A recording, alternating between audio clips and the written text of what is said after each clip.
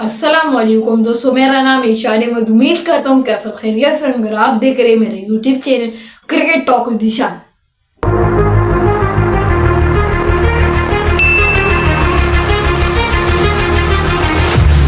तो मेरे दोस्तों, जैसा कि आप सबने थंबनेल देखा ही होगा, way forward for Pakistan. Pakistan को आगे जाके अब क्या करना होगा, क्योंकि ये ट्राई सीरीज खत्म हो चुकी है और T20 वर्ल्ड कप नजदीक आ रहा है। अब पाकिस्तानी प्लेयर्स की छुट्टियां है 1 महीने तक। अब जो प्ले 10 दिन तो छुट्टी होंगी प्लेयर्स की। उसके बाद जो प्लेयर्स सेलेक्ट हुए हैं BBL में, वो BBL खेलने जाएंगे, और जो प्लेयर्स सेलेक्ट नहीं हुए उनकी तो छुट्टी आएगी। तो उसके बाद पाकिस्तान का एक सीरीज है ऑस्ट्रेलिया के साथ, जो कि पाकिस्तान में ही होना है। अब तक उसका कोई शेड्यूल आया ही नहीं है। जब ये पाकिस्तान और ऑस्ट्रेलिया का जब ये सीरीज है, उसके बाद T20 वर्ल्ड कप है। इसके दरमियान में इतना गैप नहीं है, तो चांसेस है कि जो भी स्क्वाड अनाउंस करे इस सीरीज के लिए, वो T20 वर्ल्ड कप 2026 के लिए भी हो। मेरे ख्याल में से जो भी सीरीज होता है बड़े टूर्नामेंट से पहले, वो आप पे ज्यादातर प्रेशर डालता है। मेरे ख्याल में से पाकिस्तान PCB को चाहिए था कि ये सीरीज ना रख पाते, क्योंकि आप देख ले, अगर पाकिस्तान टीम ये सीरीज हार गई ऑस्ट्रेलिया से, तो उनका कॉन्फिडेंस खत्म हो जाएगा। उन पे कितना प्रेशर होगा फिर। ये अगर अलग बात है कि अगर पाकिस्तान टीम ऑस्ट्रेलिया को हरा देती है, तो फिर उनका कॉन्फिडेंस बहुत बढ़ चुका होगा। मगर यार, हराएगा कौन?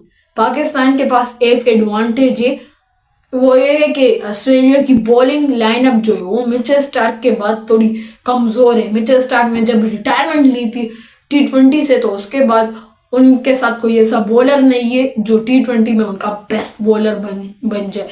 तो एक एडवांटेज हो सकता है, मगर उनके पास जो बैटिंग लाइनअप है ना, वो कमाल की है। उनके बैटिंग ऑर्डर में आप ट्रेविस हेड को उठा के देख ले। ट्रेविस हेड से बहुत मुझे डर लगता है, क्योंकि वो ऐसा प्लेयर है कि अगर एक बार खड़ा हो गया तो फिर नहीं छोड़ेगा आपको। खैर, इस पर तो हम डिटेल से आगे जाते ही बात करेंगे, जब शेड्यूल आएगा इस पर तब हम बात करेंगे। पाकिस्तान की T20 टीम तो अपने होम मैचेस जीत रही है, मगर क्या पाकिस्तान टीम बड़े टूर्नामेंट्स में इस वर्ल्ड कप में सरवाइव कर पाएगी? क्योंकि ना तो हमारे साथ कोई अच्छा विकेट कीपर है जो हमें कीपिंग, बैटिंग, फील्डिंग सारी हमें एकदम परफेक्ट दे। हम वो कीपिंग भी अच्छी करे, बैटिंग भी अच्छी करे। तो एक ये मसला है। इसके अलावा मसला हमारी ओपनिंग जोड़ी का है, क्योंकि हर मैच में हम आपके साथ एक ऐसी ओपनिंग जोड़ी भी नहीं है जो जिस पर आपको यकीन हो कि ये हमें एक अच्छा स्टार्ट देंगे, एक पॉजिटिव स्टार्ट देंगे। हर एक मैच में हमारे ओपनिंग पेयर्स में से एक ना एक बंदा, या तो साइम अयूब और या तो साइफ सरफरान, दोनों में से एक ना एक बंदा पहले या दूसरे ओवर में आउट ही हो जाता है। और उसके बाद अगर आप पाकिस्तान के साथ मैच खेल रहे हो और आपने पाकिस्तान की पहली विकेट गिरा दी, तो आप में बहुत ज्यादा कॉन्फिडेंस आया होगा, और आप फिर उसके बाद पाकिस्तान की इजीली 3-4 विकेटें गिरा सकते हो। क्योंकि हमारा मिडल ऑर्डर जो नहीं है, वन ऑफ द घटिया मिडल ऑर्डर है। जिस तरह हमने एशिया कप में देखा ना, उसमें जहाँ पे 85 पे हमारे एक भी खिलाड़ी आउट नहीं था, 85 पे, उसके बाद 50 रन के अंदर ही आपकी 8 विकेटें गिर गई। तो वन ऑफ द घटिया मिडल ऑर्डर है पाकिस्तान का। हमारी टीम को एक अच्छे डेथ स्पेशलिस्ट कोच की जरूरत है, एक अच्छे डेथ बॉलर की जरूरत है।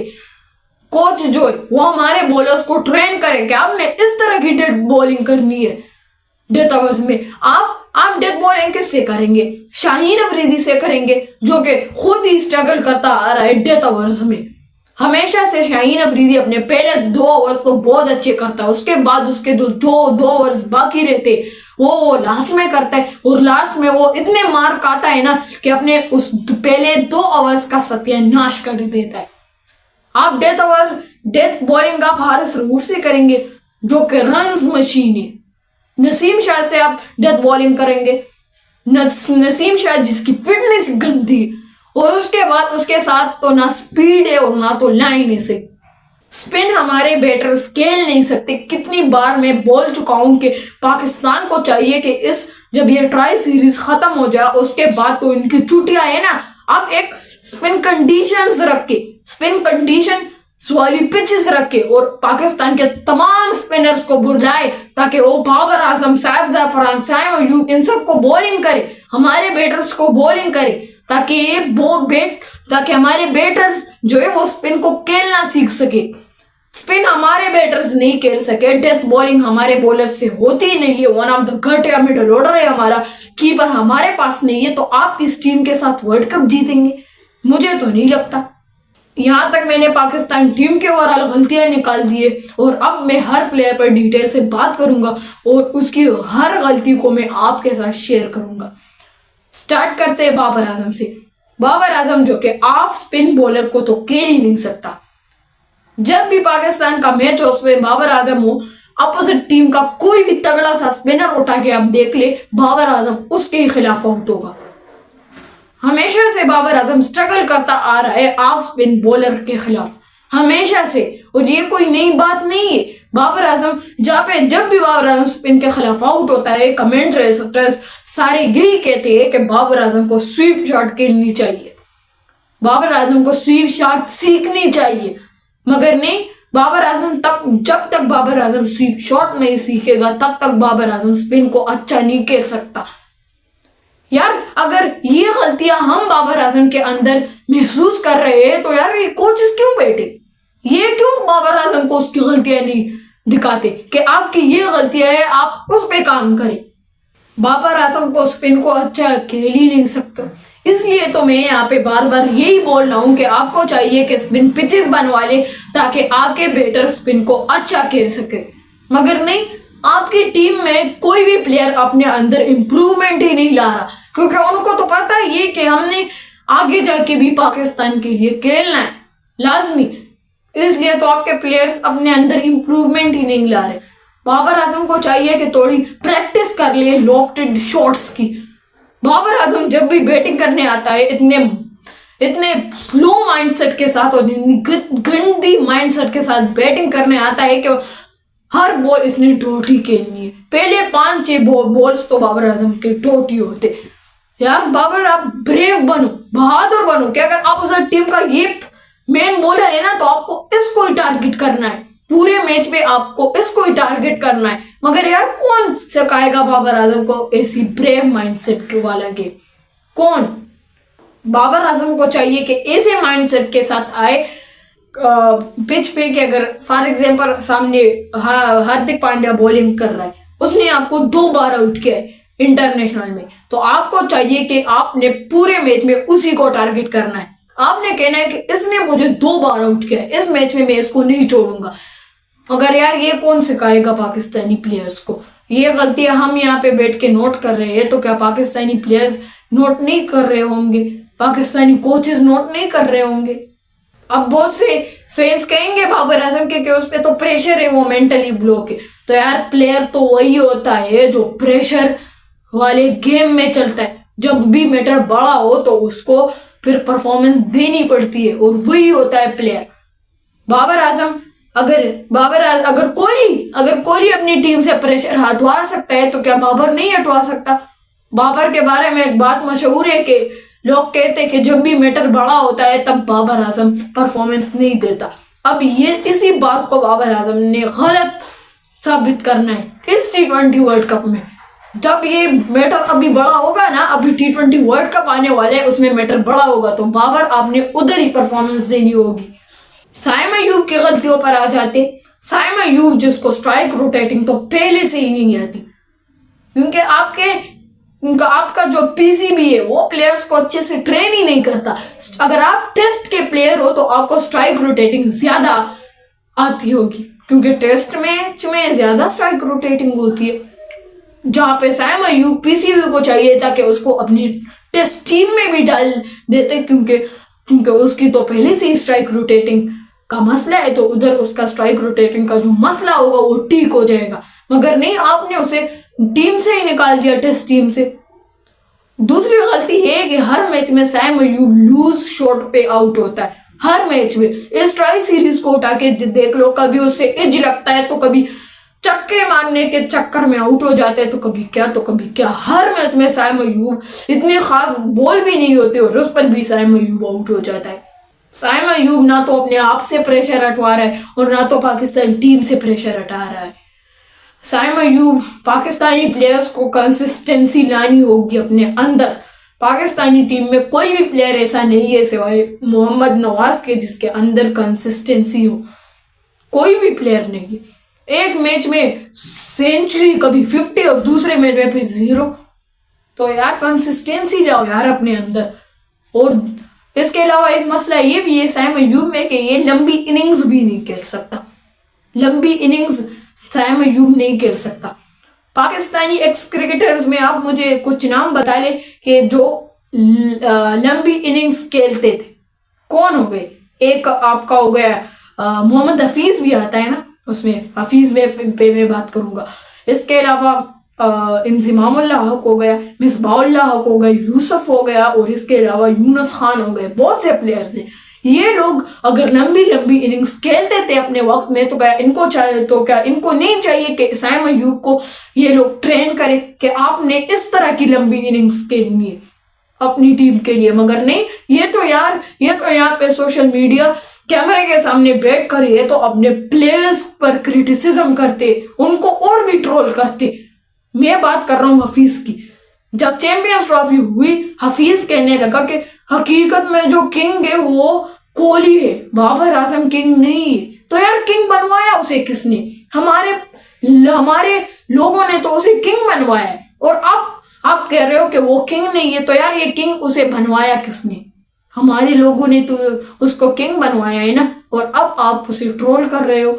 1-2 साल पहले, आप 2021 की बात कर रहा हूं मैं, 1-2 साल पहले हफीज यहाँ पे बाबर आजम की कैप्टनसी के अंडर खेलता था और अब आप उस पर क्रिटिसिज्म कर रहे हो। शर्म करो यार, आप अपने कैप्टन को ट्रोल कर रहे हो।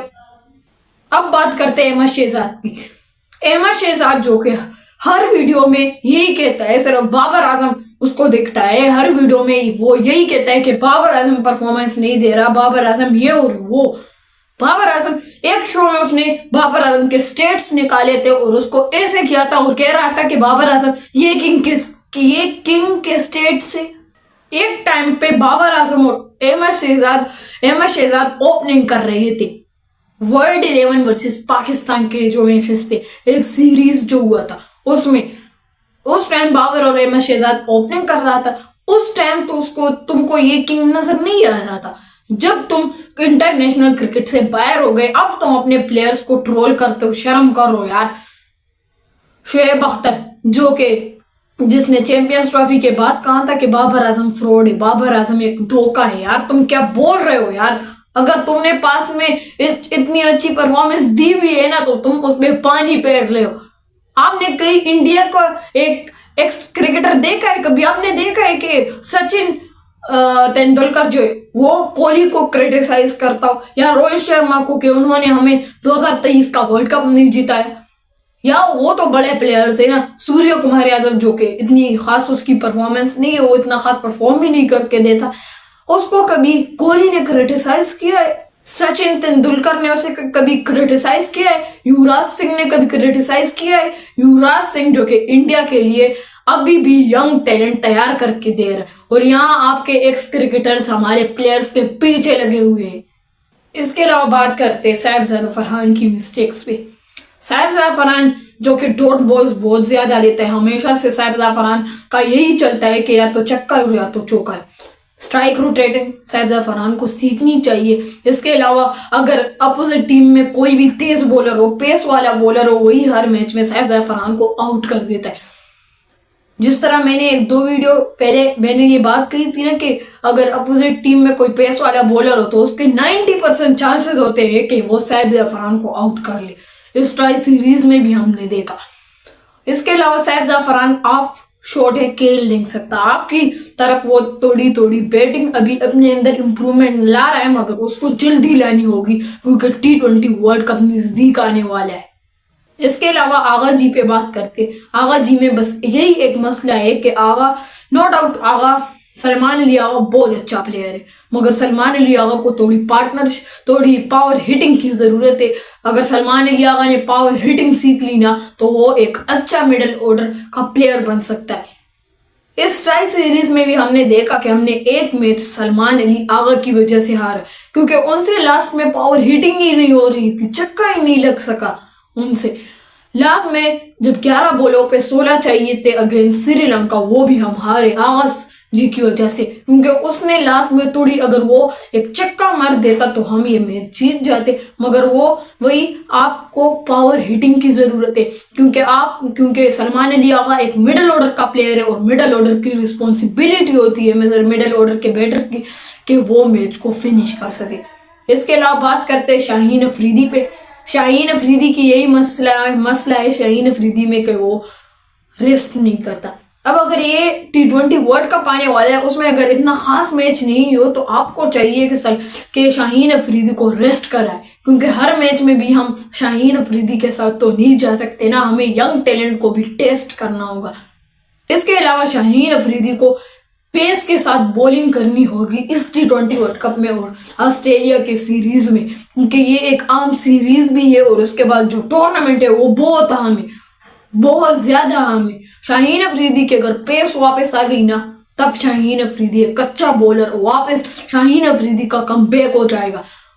मगर शाहीन अफरीदी को थोड़ी पेस की जरूरत है। अगर उसने अपना जो जिस तरह का शाहीन 2021 का था ना, अगर वो उस तरह की पेस वापस अपने आप के में ले लाए वही पेस, तो शाहीन अफरीदी के एक अच्छा बॉलर बन सकता है।